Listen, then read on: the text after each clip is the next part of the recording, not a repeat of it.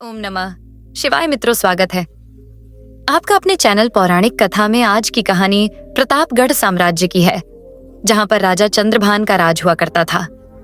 राजा चंद्रभान एक बहुत ही दयालु और न्यायप्रिय राजा थे। उनके राज्य में सारी प्रजा बहुत ही खुश और सुखी थी। राजा चंद्रभान की दो रानियां थीं, रानी पलक और रानी माधवी, महारानी माधवी। राजा की बड़ी रानी थी। राजा का पहला विवाह रानी माधवी के साथ हुआ था। उनके 2 वर्ष के पश्चात राजा का विवाह रानी झलक के साथ हुआ। रानी माधवी का एक पुत्र था, राजकुमार करण, जबकि रानी झलक का एक बेटा था, राजकुमार परम। राजकुमार करण राजकुमार परम से बड़ा था, इसलिए राजकुमार करण इस साम्राज्य का होने वाला भावी राजा था। रानी झलक इस बात से बिल्कुल भी खुश नहीं थी। वह हमेशा से ही रानी माधवी से बहुत ही ज्यादा नफरत करती थी। कारण यह था कि रानी माधवी विवाह से पहले एक छोटे से राज्य की राजकुमारी थी, जबकि रानी झलक विवाह से पहले एक बहुत ही बड़े राज्य की राजकुमारी थी। लेकिन असल बात यह थी कि रानी माधवी एक बहुत ही समझदार और अक्लमंद औरत थी। यहाँ तक कि महाराजा चंद्रभान भी रानी माधवी की सलाह अपने राजकीय कार्यों में लिया करते थे। साथ ही महल की सारी जिम्मेदारियां भी रानी माधवी ने ही संभाल रखी थीं। दूसरी तरफ महारानी झलक को यह बात बिल्कुल भी पसंद नहीं थी कि एक छोटे से राज्य से आई हुई राजकुमारी इतने विशाल साम्राज्य की महारानी बने और महल के हर कामकाज को संभाले। रानी झलक को यह भी लगता था कि माधवी का बेटा करण महाराज का उत्तराधिकारी है और आगे चलकर वहीं इस विशाल साम्राज्य का राजा बनेगा। इन्हीं सब कारणों से रानी पलक बड़ी रानी माधवी से नफरत करती थी। वह हमेशा ही कुछ न कुछ कारणों से माधवी पर झूठे आरोप लगाती रहती थी। इन सब परिस्थितियों के बावजूद राजा चंद्रभान अपने दोनों रानियों को बराबर सम्मान देते थे। वे दोनों से एक जैसा बर्ताव करते थे। जब रानी झलक की कई छोटी मोटी चालबाज या नाकामयाब हो गई, तब उसने एक ऐसी योजना बनाई जिससे वह बड़ी रानी माधवी को अपने रास्ते से हटा सके। अपनी योजना को पूरा करने के लिए रानी झलक ने एक बहरूपिया को महल में बुलवाया और एक एकांत कमरे में ले जाकर उसे अपना षड्यंत्र समझाने लगी। उसके अनुसार उस बहरूपिया को एक नकली साधु का वेश बनाकर महाराज चंद्रभान के सामने जाना था। उस बहरूपिया साधु को राजा चंद्रभान के सामने रानी माधवी और उनके बेटे के बारे में एक झूठी भविष्यवाणी करनी थी। रानी झलक ने उस बहरूपिया को महाराज चंद्रभान की सारी खास बातें बता दी, ताकि वह उन सभी बातों को राजा के सामने बताकर उन्हें प्रभावित कर सके और राजा को उस बहरूपिया पर विश्वास हो जाए। अगले दिन वह बहरूपिया एक साधु का वेश बनाकर राजा के दरबार में जा पहुंचा। जितनी भी बातें रानी झलक ने उस साधु को महाराज के बारे में बताई थीं, वह सभी बातें नकली साधु ने महाराज के सामने बता दी। यह सभी बातें सुनकर राजा बहुत ही हैरान हुए और वह साधु से बहुत ही प्रभावित हुए। सोचने लगे, यह साधु तो सचमुच एक पहुंचा हुआ साधु है। ये तो कोई अंतर्यामी मालूम पड़ता है। इसीलिए राजा उस नकली साधु की सारी बातों पर विश्वास करने लगे।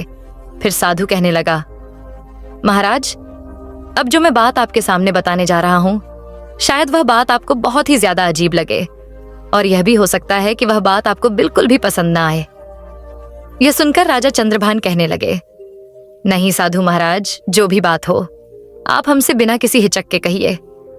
राजा के द्वारा भरोसा दिए जाने पर नकली साधु कहने लगा, महाराज, आपके बड़े पुत्र राजकुमार करण भविष्य में एक अच्छे राजा साबित नहीं होंगे। वह आपका भी अच्छे से ख्याल नहीं रखेंगे। यह कहते कहते साधु चुप हो गया। आप रुक क्यों गए? साधु महाराज, कहिए, आगे आप क्या कहना चाहते हैं? तब साधु कहने लगा, महाराज, राजकुमार करण बड़े होने के बाद आपको जान से मार डालेंगे। यह बात सुनकर राजा को इस पर बिल्कुल भी विश्वास नहीं हुआ। महाराज की नजरों में राजकुमार करण एक बहुत ही नेक दिल राजकुमार थे और वह हमेशा अपने पिता का बहुत ही ज्यादा सम्मान करते थे। तब राजा कहने लगे, साधु महाराज, आपने जो बात कही है, क्या वह 100% सही है? कहीं ऐसा तो नहीं कि आपसे कोई भूल हो रही हो? बहरूपिया कहने लगा, नहीं महाराज, मुझसे कोई भूल नहीं हो रही। इसके बाद साधु ने कहा, महाराज, मेरी सलाह तो यह है कि अगर आप अपना जीवन बचाना चाहते हैं तो आपको राजकुमार करण को इस महल से बाहर निकाल देना चाहिए, अपनी जान बचाने का। आपके पास केवल यही एक रास्ता है। यह सब कहने के बाद नकली साधु वहां से चला गया। यह सारी बातें सुनने के बाद महाराज बहुत ही दुख हुए। भविष्य में उनका चहेता बेटा उनके प्राण ले लेगा। उस रात राजा को बिल्कुल भी नींद नहीं आई। वह सारी रात बिस्तर पर करवटें ही बदलते रहे और उसी रात राजा ने यह फैसला ले लिया कि वह राजकुमार कर्ण को अपने राज्य से बाहर निकाल देंगे। अगले ही दिन महाराज चंद्रभान ने राजकुमार कर्ण को अपने राज्य से बाहर निकालने का आदेश दे दिया।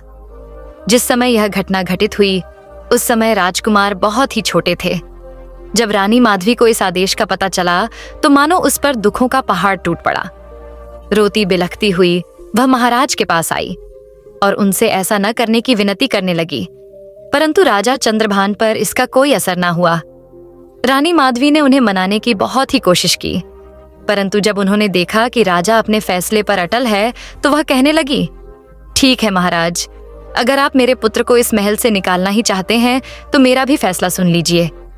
मैं अपने पुत्र को कहीं पर भी अकेला नहीं जाने दूंगी, इसीलिए मैं भी अपने पुत्र के साथ इस राज्य को छोड़ दूंगी। बड़ी रानी माधवी के ऐसा कहने पर भी राजा चंद्रभान अपने फैसले से टस से मस न हुए। इसके बाद रानी माधवी अपने पुत्र कर्ण को लेकर महल से और फिर उस राज्य से भी दूर चली गई। कुछ दिनों के सफर के बाद दोनों माँ बेटे एक दूसरे राज्य सोनपुर में जा पहुंचे और वहीं पर रहने लगे। रानी माधवी एक बहुत ही समझदार औरत थी। वह मिट्टी के घड़े बनाकर और उन्हें बेचकर अपने घर का गुजारा करने लगी। अब वे दोनों एक साधारण सा जीवन बिता रहे थे। राजकुमार कर्ण भी अपनी माँ की सहायता किया करता था। इस तरह से रानी माधवी और राजकुमार कर्ण का जीवन रातों रात पूरी तरह से बदल गया। वे दोनों एक महल से एक झोपड़ी में पहुंच गए थे। समय अपनी गति से बीता। अब राजकुमार कर्ण बड़ा हो चुका था। वहीं दूसरी तरफ प्रतापगढ़ में राजकुमार परम भी बड़ा हो चुका था। वह बहुत ही ज्यादा घमंडी और नकारा किस्म का राजकुमार था। वह कभी भी अपने पिता से तमीज से बात नहीं करता था। उसका व्यवहार एक अच्छे राजकुमार जैसा नहीं था। राजा चंद्रभान हर समय रत्न को समझाने का प्रयास करते थे कि तुम इस विशाल साम्राज्य के राजकुमार हो और कल को तुम्हें ही इस साम्राज्य का राजा बनना है। इसीलिए तुम्हें हर कला में निपुण होना चाहिए। तुम्हें विद्या अध्ययन के साथ साथ युद्ध का भी अभ्यास करना चाहिए ताकि तुम अपनी प्रजा की रक्षा कर सको। परंतु असल बात यह थी कि राजकुमार परम एक बहुत ही आलसी व्यक्ति था। उसे ना तो विद्या ग्रहण करना अच्छा लगता था और ना ही युद्ध कला का अभ्यास करना। वह सारा दिन केवल अपनी मनमानी करता, दूसरों का मजाक उड़ाता और हर किसी को नीचा दिखाने की कोशिश करता। जब भी राजा चंद्रभान परम को कोई बात समझाते तो वह उल्टा उन्हें ही जवाब दे देता। इन सभी परिस्थितियों को देखकर जब महाराज चंद्रभान को लगने लगा कि राजकुमार परम इस विशाल साम्राज्य का राजा बनने के योग्य नहीं है और ना ही उसमें वे सारे गुण हैं जो एक राजा में होने चाहिए, तब राजा ने यह फैसला किया कि वह किसी भी हालत में परम को इस विशाल साम्राज्य का राजा नहीं बनने देगा, क्योंकि अगर परम भविष्य में राजा बनेगा तो वह प्रजा का बिल्कुल भी ख्याल नहीं रखेगा। जब राजकुमार परम को इस बारे में पता चला कि उसके पिता उसे भविष्य का राजा नहीं बनाना चाहते, तो उसने सेनापति के साथ मिलकर एक षड्यंत्र रचा और महाराज चंद्रभान के कुछ मंत्रियों को खाने में विष देकर उन्हें मार डाला। इसके बाद सेनापति और राजकुमार ने मिलकर चंद्रभान से उसकी राजगद्दी छीन ली। उनका मुकुट और आभूषण भी ले लिए गए, यहाँ तक कि उनके राजसी वस्त्र उतारकर उन्हें साधारण वस्त्र पहनाए गए और फिर महल से धक्के देकर बाहर निकाल दिया गया। इन सभी घटनाओं का राजा पर बहुत ही गहरा प्रभाव पड़ा। वह कई दिनों तक नगर नगर गांव गांव भटकता रहा। भटकते भटकते वह एक दिन सोनपुर नगर में जा पहुंचा, जहां रानी माधवी और उसके बेटे राजकुमार कर्ण रहते थे। उस दिन राजकुमार कर्ण घर के लिए कुछ सामान खरीदने के लिए नगर के बाजार जा रहा था, तो उसने देखा कि उसके पिता महाराज चंद्रभान एक पेड़ के नीचे बड़े उदास बैठे हुए थे। उसके पिता की हालत बहुत ही खराब थी। अपने पिता की ऐसी दुर्दशा देखकर राजकुमार कर्ण को बहुत ही बुरा लगा। वह अपने पिता के पास गया और कहने लगा, पिताजी महाराज, आप सोनपुर नगर में क्या कर रहे हैं? आपकी ऐसी हालत किसने की? महाराज चंद्रभान अपने पुत्र को पहचान ना सके और कहने लगे, बेटा तुम कौन हो?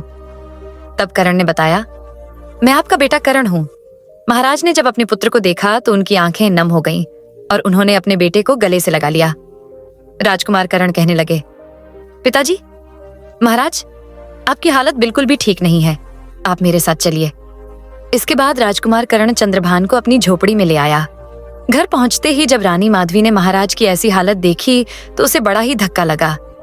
उसने अपने पति के चरण छुए। इसके बाद रानी माधवी और राजकुमार करण ने उनकी ऐसी हालत का कारण पूछा।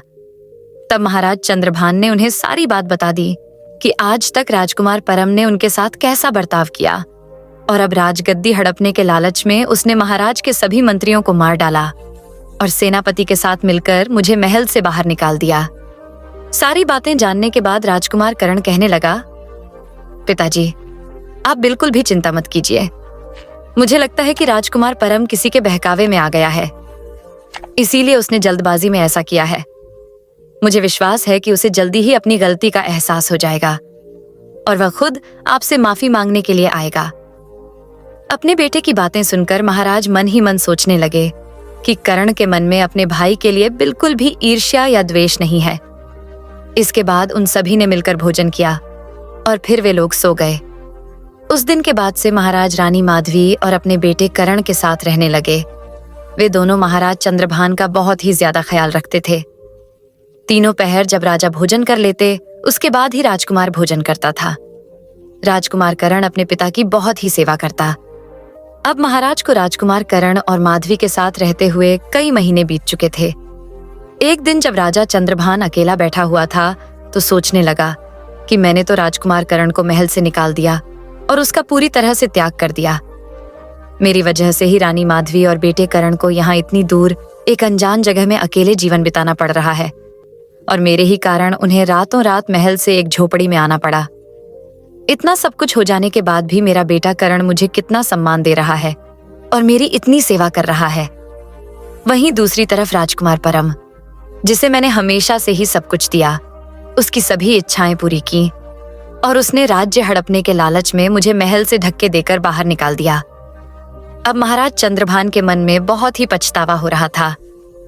उसे लगने लगा कि उसने अपने जीवन में यही सबसे बड़ी भूल की कि उसने उस साधु की बात पर भरोसा किया, परंतु अब बात हाथ से निकल चुकी थी। अब चंद्रभान को अपनी पत्नी और राजकुमार करण के साथ रहते हुए सोनपुर राज्य में लगभग 1 वर्ष बीत चुका था। इसी सोनपुर का राजा था राजा विजय सेन, जिसकी एक पुत्री थी जिसका नाम था राजकुमारी चंद्रप्रभा। राजकुमारी चंद्रप्रभा एक बहुत ही सुंदर और समझदार लड़की थी।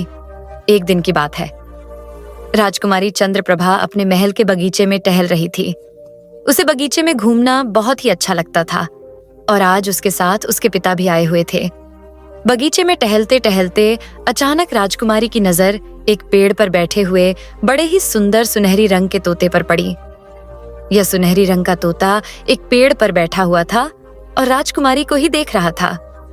राजकुमारी उस पेड़ के नजदीक आ गई और तोते को देखकर कहने लगी, तुम कितने सुंदर पक्षी हो, आओ मेरे पास, मैं तुम्हें खट्टी मिट्ठी रस भरिया खिलाऊंगी।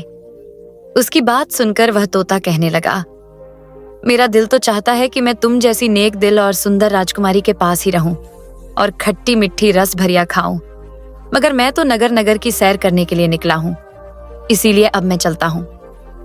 यह कहकर वह सुनहरी तोता अपने पंख फड़फड़ाकर वहां से उड़ गया। राजकुमारी चंद्रप्रभा को हैरानी हुई कि वह सुंदर पक्षी मनुष्य की भाषा बोलता था। वह भागकर अपने पिता के पास आई और कहने लगी, पिताजी महाराज, मुझे वह बोलने वाला पक्षी चाहिए अभी। और इसी वक्त पहले तो राजा विजय सेन की समझ में कुछ भी नहीं आया कि राजकुमारी क्या कह रही है, लेकिन जब राजकुमारी ने पूरी बात बताई कि एक पेड़ पर सुनहरी रंग का तोता आकर बैठा था और वह मनुष्य की भाषा बोलता था, तो राजा कहने लगा, बेटी, मैंने अपने बड़े बुजुर्गों से सुना है कि यहाँ से सैकड़ों मील दूर लगभग 1 महीने का मुश्किल सफर तय करने के बाद रतनगिरी नाम का एक पर्वतीय इलाका है। उसी इलाके में ऐसे बोलने वाले पक्षी जाते हैं। मुझे लगता है वह पक्षी वहीं से आया होगा। हो सकता है कि वह कल फिर से आए। अगले दिन राजकुमारी चंद्रप्रभा उस सुनहरी पक्षी का इंतजार करती रही, लेकिन वह पक्षी दोबारा नहीं आया। इसी चिंता में राजकुमारी ने पूरे दिन कुछ नहीं खाया। जब रात हो गई तो वह बिल्कुल निराश हो गई और अपनी माँ के गले लगकर रोने लगी। उसकी माँ ने उसे कई तरीकों से बहलाने की कोशिश की, लेकिन बोलने वाले तोते का ख्याल राजकुमारी के मन से नहीं निकला। अपनी बेटी की उदासी देखकर महाराज भी अब परेशान हो चुके थे। जब 2-3 दिन इसी तरह से गुजर गए, तब राजा और रानी को चिंता हुई कि कहीं उनकी बेटी बीमार न पड़ जाए। तब महाराज विजय सेन के मन में एक विचार आया कि वह खुद यह लंबा सफर तय करते हुए रत्नगिरी के इलाके में जाई और वहां से वह सुनहरी तोता पकड़कर राजकुमारी के लिए ले आए। यह बात जब उन्होंने महारानी को बताई तो वह कहने लगी, अगर आप इस सफर पर रवाना हो गए तो आप जानते हैं कि यह महीने भर का लंबा सफर है। इतने दिनों तक राज्य का राजकाज कौन संभालेगा और उस तोते को तलाश करने में ना जाने कितना समय और लगे। मेरी मानिए, आप राज्य में यह घोषणा करवा दीजिए कि जो भी व्यक्ति रतनगिरी के पर्वत या इलाके से उस बोलने वाले सुनहरे तोते को लेकर आएगा उसे 10 अशर्फियां इनाम में दी जाएंगी। राजा को अपनी पत्नी की यह तरकीब बहुत ही अच्छी लगी।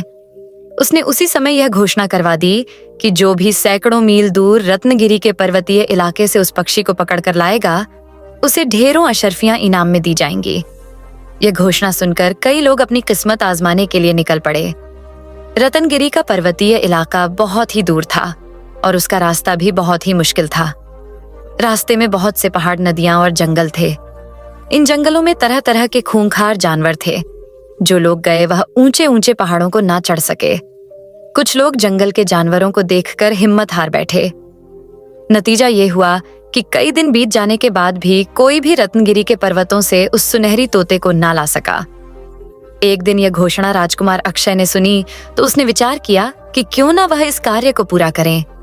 जब उसने यह बात अपने पिता और अपनी माता को बताई तो पहले तो उन दोनों ने इस बात की अनुमति नहीं दी, परंतु राजकुमार कर्ण द्वारा बार बार समझाने पर दोनों माता पिता इस बात के लिए राजी हो गए।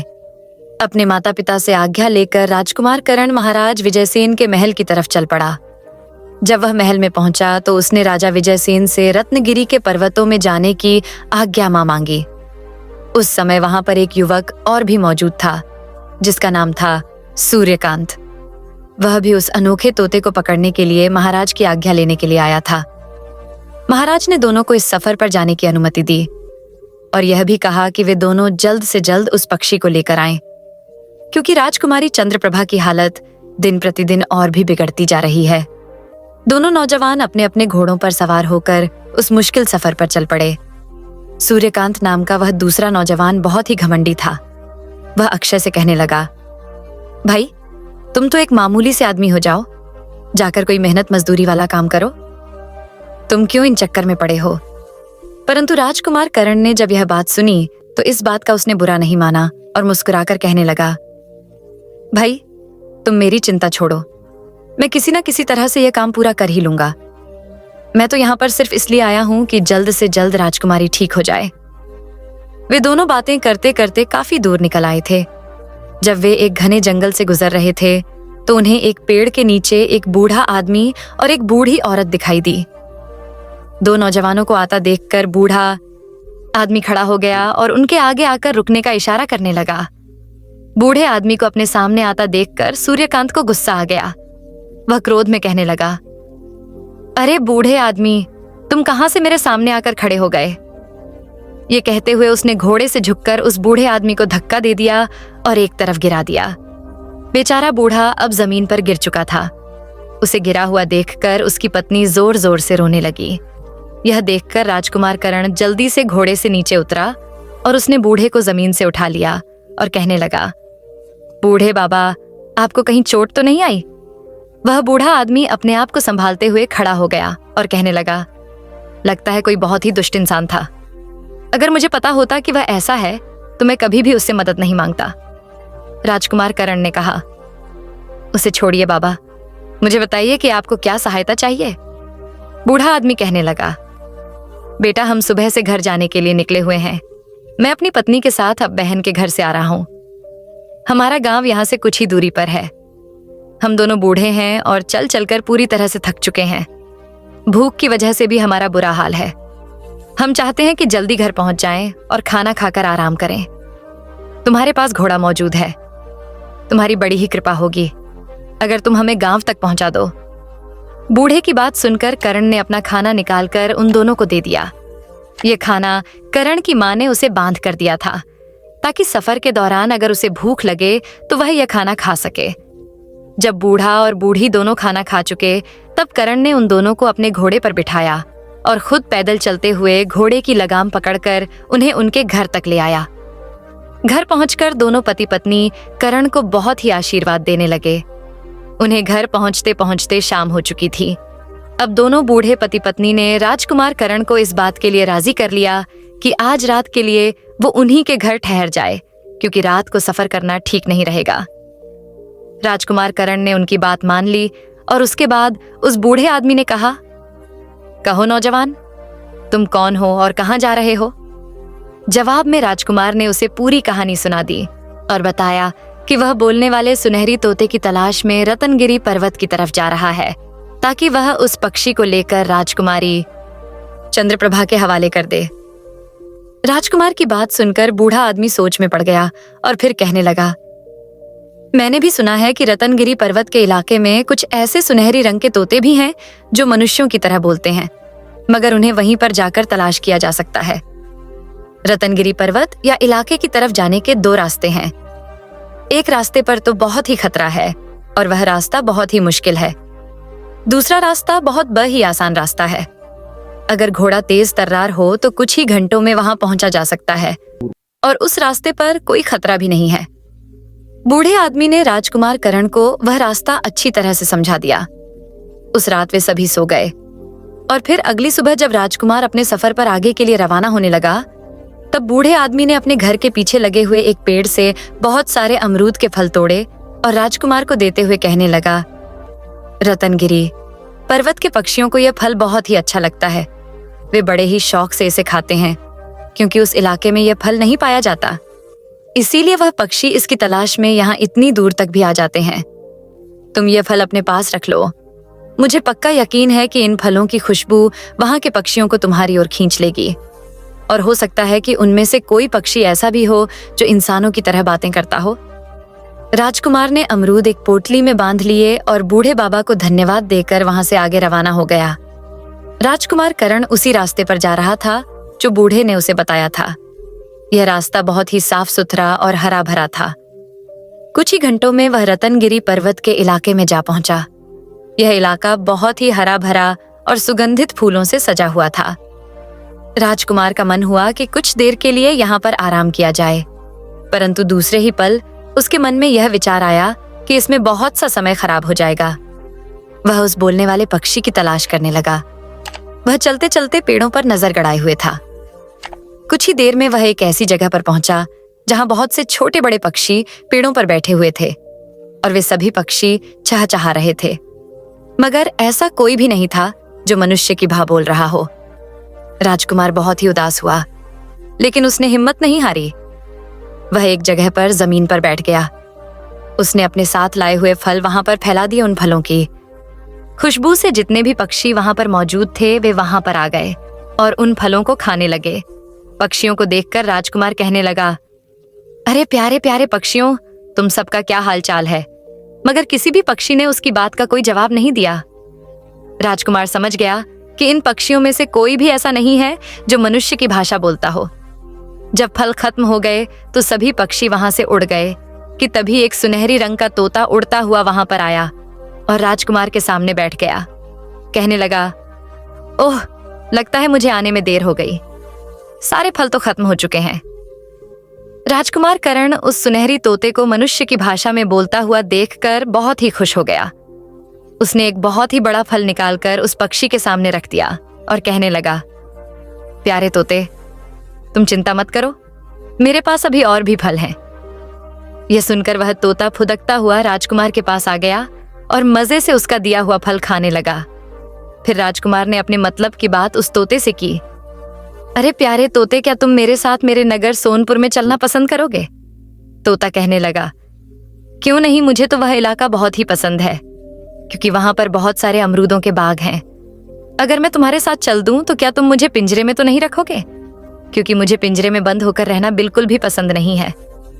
तुम इस बात की चिंता ना करो, मैं तुम्हारी तलाश में बहुत लंबा सफर तय करके आया हूं। हमारे राजा की बेटी तुम्हारे इंतजार में बिना कुछ खाए कई दिनों से बेसुध पड़ी है। मैं तुम्हें ले जाकर राजकुमारी के हवाले कर दूंगा। वहां पर तुम महल में बहुत ही आराम से रहोगे। मैं उससे यह भी कह दूंगा कि वह तुम्हें पिंजरे में बंद ना करे। तोता कहने लगा, हाँ, कुछ दिनों पहले मैं राजकुमारी से मिल चुका हूं। जब मैं नगर नगर घूमने के लिए निकला था और सोनपुर महल के बाग में मेरी मुलाकात राजकुमारी से हुई थी। वह एक बहुत ही नेक दिल और अच्छी राजकुमारी है। मैं बहुत ही खुशी से उसके साथ रहने को तैयार हूँ। यह सुनकर राजकुमार बहुत ही खुश हुआ। वह तोता उड़ा और उड़कर राजकुमार के कंधे पर बैठ गया। अब राजकुमार का मकसद पूरा हो चुका था, इसीलिए उसने वापसी का सफर शुरू किया। वह तोता काफी ऊंचाई पर राजकुमार के घोड़े के साथ साथ उड़ रहा था। लंबा सफर तय करने के बाद जब राजकुमार सोनपुर राज्य की सीमा में दाखिल हुआ, तभी उसे वह नौजवान सूर्यकांत आता हुआ दिखाई दिया। उसकी हालत काफी खराब दिखाई दे रही थी। राजकुमार समझ गया कि यह रत्नगर पर्वत जाने के लिए दूसरे मुश्किल और खतरनाक वाले रास्ते पर निकल गया होगा, जिसके बारे में बूढ़े ने भी उसे बताया था। सूर्यकांत ने राजकुमार को देख लिया और उसके पास आया। दोनों एक दूसरे से मिले। राजकुमार के पूछने पर सूर्यकांत ने बताया, मुझसे बड़ी ही गलती हुई जो इनाम के लालच में इस सफर पर निकल पड़ा। तनगिरी पर्वत का रास्ता बहुत ही मुश्किल है। मैं तो बड़ी ही मुश्किल से अपनी जान बचाकर भागा हूं। इसके बाद राजकुमार ने भी उसे अपनी कहानी सुनाई और बताया कि उसने किस तरह से उन बूढ़े पति पत्नी को अपने घोड़े पर बिठाकर उनके घर तक पहुंचाया और बूढ़े ने खुश होकर उसकी मदद की, जिसकी वजह से वह बोलने वाला सुनहरी तोता हासिल करने में कामयाब हो गया। सूर्यकांत कहने लगा, वह तोता तो तुम्हारे पास कहीं दिखाई नहीं दे रहा। तब राजकुमार ने आसमान की तरफ इशारा करते हुए कहा कि वह देखो। सूर्यकांत ने देखा कि एक बहुत ही सुंदर सुनहरी रंग का तोता उनके ऊपर मंडरा रहा था। उन दोनों को बातें करता हुआ देखकर वह तोता चिल्लाकर कहने लगा, अरे भाई जल्दी करो, कहीं ऐसा ना हो कि रात हो जाए। यह सुनकर राजकुमार करण ने सूर्यकांत से अनुमति ली और अपने घोड़े को आगे बढ़ने का इशारा किया। सूर्यकांत ने जब उसे जाता हुआ देखा तो मन ही मन में कहने लगा कि अगर मैंने उन बूढ़े पति पत्नी के साथ बुरा बर्ताव ना किया होता तो मुझे भी आज बोलने वाला पक्षी मिल चुका होता। मैंने अपने बुरे बर्ताव और अपने घमंड की वजह से अपना ही नुकसान करवा लिया। मेरे घमंड की सजा आज मुझे मिल गई। यह सब सोचते हुए वह अपने रास्ते पर चल दिया। राजकुमार करण जब महल में पहुंचा तो सुनहरी तोते को देखकर राजा बहुत ही खुश हुआ। राजकुमारी ने भी जब उस सुनहरी तोते को देखा तो वह भी खुशी से नाचने लगी। वह सुनहरी तोता राजकुमारी को सौंपते हुए राजकुमार करण कहने लगा, राजकुमारी जी, मुझे उम्मीद है कि आप बिल्कुल स्वस्थ हो जाएंगी। यह पक्षी आपके साथ रहने के लिए बड़ी ही खुशी से तैयार है, परंतु आपको मुझे एक वचन देना होगा। नौजवान, कहो, मैं तुम्हें क्या वचन दूं? राजकुमारी जी ने पूछा।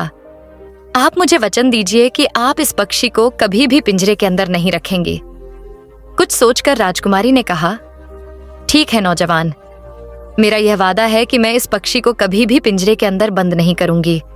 यह हमेशा खुली हवा में ही उड़ेगा। राजकुमारी को खुश देखकर विजयसेन और रानी ने भी सुख की सांस ली।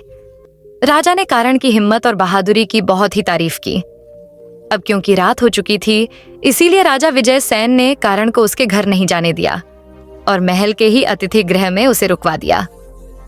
रात के समय जब विजयसेन अपनी पत्नी से बातें कर रहा था तो रानी कहने लगी, महाराज, यह युवक इतना बहादुर और बुद्धिमान है।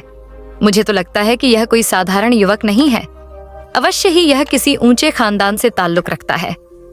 मेरी बात मानिए, आप इससे एक बार इसकी सच्चाई मालूम कीजिए कि यह कौन है और कहाँ रहता है। मुझे तो यह हमारी राजकुमारी के लिए एक योग्य लगता है। रानी के कहने पर अगली सुबह महाराज ने राजकुमार को अपने पास बुलाया और उससे पूछने लगा, नौजवान, सच सच बताओ कि तुम कौन हो और किस खानदान से तुम्हारा ताल्लुक है।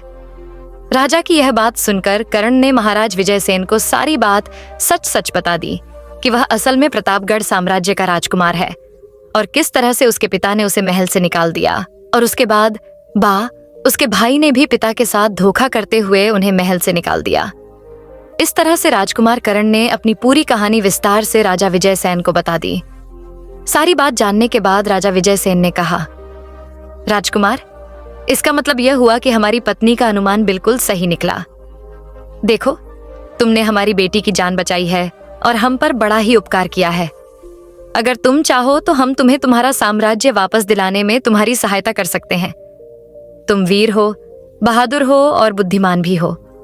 तुम चाहो तो मेरी विशाल सेना ले जाओ और अपने बेईमान भाई परम के महल पर चढ़ाई कर दो और उसे हराकर अपना साम्राज्य वापस ले लो। तब राजकुमार करण ने कहा, महाराज, आपका प्रस्ताव बहुत ही अच्छा है, परंतु मुझे फैसला करने के लिए एक बार अपने माता पिता से विचार विमर्श करना पड़ेगा। आप मुझे इस आज्ञा दीजिए। मैं उनसे सलाह करके जल्द ही आपके पास वापस लौटता हूँ। इतना कहकर राजकुमार वापस अपने पिता चंद्रभान और माता के पास आया। उसने राजा विजयसेन का प्रस्ताव अपने पिता को बताया कि वह प्रतापगढ़ साम्राज्य वापस पाने में उनकी सहायता करना चाहते हैं। भानु प्रताप यह सुनकर बहुत ही खुश हुआ और कहने लगा, पुत्र, इस मौके को हाथ से जाने मत दो और महाराज विजयसेन की सहायता से जल्द अपना साम्राज्य वापस प्राप्त करो। और फिर ऐसा हुआ भी। विजयसेन ने अपनी विशाल सेना राजकुमार कर्ण और उसके पिता चंद्रभान के सुपुर्द कर दी। इसके बाद प्रतापगढ़ में राजकुमार परम के महल पर आक्रमण करके उसे बंदी बना लिया गया। तब परम ने सारी सच्चाई उन्हें बताई और कहा कि यह सारा षड्यंत्र उसकी मां रानी झलक के द्वारा रचा गया था। उसने ही एक बहरूपिया को साधु बनाकर महारा राज के सामने भेजा, जिसकी झूठी भविष्यवाणी के कारण राजा चंद्रभान ने माधवी और कर्ण को राज्य से बाहर निकाल दिया। सारी सच्चाई जानने के बाद चंद्रभान ने अपनी छोटी रानी झलक और राजकुमार परम को देश निकालने की सजा दे दी। वह अपनी बड़ी रानी माधवी और अपने बेटे कर्ण के साथ महल में आराम से रहने लगा। कुछ समय के बाद राजकुमार कर्ण को प्रतापगढ़ का राजा बना दिया गया। उसका राज तिलक करने के बाद राजा चंद्रभान अपना बाकी का जीवन ईश्वर की भक्ति में बिताने लगे। तो मित्रों, अगर आपको आज की हमारी कहानी अच्छी लगी हो तो आपके अपने पौराणिक कथा चैनल को सब्सक्राइब करके हमें सपोर्ट कर दीजिए और कमेंट्स में ओम नमः शिवाय लिखना भी भूले। फिर मिलते हैं एक नई कहानी के साथ। भगवान आप सभी पर अपना आशीर्वाद बनाए रखें। सभी मित्रों का दिल से धन्यवाद।